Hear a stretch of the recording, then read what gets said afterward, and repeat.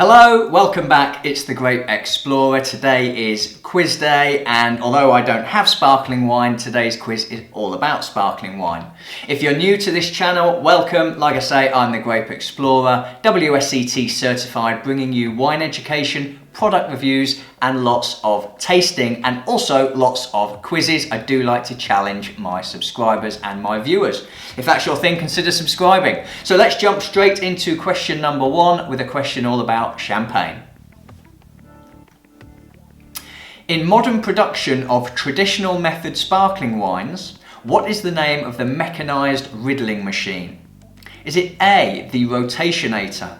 Is it B, gyro pallet? Is it C, pupitre? Or is it D, centrifuge? The process of riddling is, of course, the turning of the bottles. As the bottles are going through their second fermentation, they're going upwards ever more, and they're being turned all that way to move the yeast and the sediments down to the neck of the bottle. The traditional name for it is pupitre. I hope I'm pronouncing that correctly, but modern times call for something called a gyro pallet. So if you've gone for answer B, you're off to a really good start. Now, moving on to question two. This is all about particular styles and labelling terms for sparkling wines. So which of the following labelling terms has the highest level of residual sugar? Is it A, extra brut? Is it B, extra sec? Is it C, brut? Or is it D, demi-sec? Quite challenging in that there are so many label terms when it comes to the levels of sugar in their sparkling wines. Brut and extra brut are, of course, terms that we associate with particularly dry styles. Sec is actually the French word for dry, which may be a bit of a clue where we've got something called demi-sec, which would suggest semi-dry. So in this case, the answer is indeed D, it's demi-sec. Now, sparkling wines can be produced in lots of different ways, and question three is all about that. So which is the cheapest production method of sparkling wine? Is it A, the Asti method? Is it B, the tank method? Is it C, the carbonated method? Or is it D, the transfer method? So there you go. Like I say, lots of different ways of producing sparkling wine. This particular way is a way of injecting carbon dioxide into the wine. That's considered the cheapest way to do it, and is more commonly known as the carbonated method. So answer C on this occasion is the correct answer, carbonated method. Now, when it comes to champagne and other sparkling wines, they can be made, of course, from a variety of different grapes. And this question is all about a naming of a sparkling wine and the grapes that are used to make it. So question four, what is a Blanc de Noir? Is it A, white sparkling wine made only from black grape varieties? Is it B, a rosé blend of white and black grapes? Is it C, a white sparkling wine using 30% of black grapes? Or is it D, a red sparkling wine with 10% of white grapes?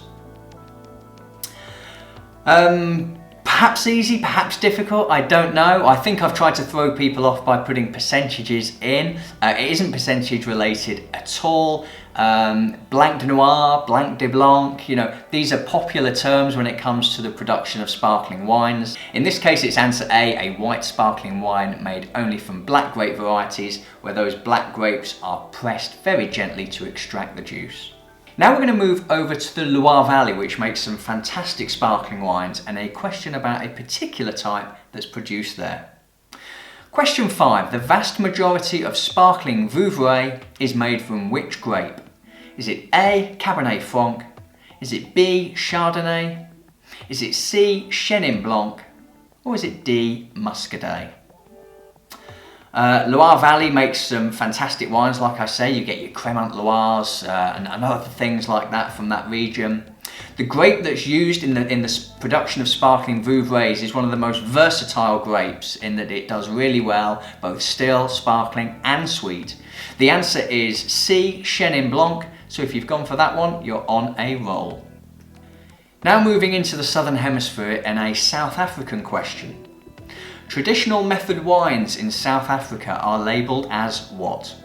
Is it A, Cape Chardonnay? Is it B, traditional method? Is it C, Stellenbosch sparkling? Or is it D, method Cap Classique? Perhaps one of the easier questions that you're going to come across today. Stellenbosch sparkling, I think, is a great name for the wines. That isn't the right answer. In this case, the answer is D, it's method Cap Classique. Now on to question 7, and just showing how broadly sparkling wines are created around the world as we move to another country. True or false? Germany must grow the grapes for sparkling wines labelled sect. Is it A, true, or is it B, false? Sect, very popular sparkling wines created in Germany. They actually have some naming conventions for how their sparkling wines are created. Sekt is one and Deutsche Sekt is another. Now where it's Deutsche Sekt, that's because the grapes have to have been grown in Germany itself. Whereas when it's Sekt, they can be grown from other countries and they're actually popularly imported from places like France and Italy. So if you've gone for B, false, you've got that one right. Now on to question 8. Italy, of course, produces Prosecco, popular the world over, perhaps one of the most popular drinks of the last decade. This particular question is all about the grapes used in the production of Prosecco. So what is the name of the grape used in the production of Prosecco? Is it A, Garganega? Is it B, Glera? Is it C, Gewürztraminer? Or is it D, Cortese? One of these answers probably jumps out as incorrect immediately. Gewürztraminer isn't especially associated with Italy, but the other ones are. Interestingly, the grape used to be known as Prosecco and its name was changed to protect the Prosecco region. The answer here is B, it's Glera. Now on to question 8, staying in Europe but moving to Spain. Spain, of course, is famous for its sparkling wines Cava. This particular question is all about the grapes used in the production of Cava. So which of the following grapes is not a traditional grape used in the production of Cava? Is it A, Monastrell? Is it B, Xarello? Is it C, Garnacha? Or is it D, Merlot? Now I think, again, when we think about Cava, we traditionally think of some of those white grapes, and Xarello is one of the white grapes in there, but you can use black grape varieties as well, and I've thrown a couple of those in there. The incorrect answer on this occasion is D, Merlot. That one is not used as a traditional grape in the production of Cava. Monastrell and Garnacha are both black grapes, but they are used and popularly used alongside Xarello, which is a very popular grape for Cava production. And finally, we're on to question 10. Seem to have gotten through this one quite quickly. In Champagne, how many Grand Cru villages are there? Is it A, 7, B, 17, C, 27, or D, 37? So this is really going to come down to your knowledge of Champagne. There are lots of villages in Champagne. There are in fact 17 Grand Cru villages. And so if you've gone for answer B, you have that one correct. Well done. So another quiz comes to the end. Like I say, it's gone really quickly. How did you get on? Let me know your scores in the comments section below. Thanks to those of you who suggested sparkling wine as a topic for a quiz. Lots more quizzes available on this channel, as you know, and lots more quizzes still to come. For now, I'm going to say all the best. Cheers. I'm the Grape Explorer. See you again soon.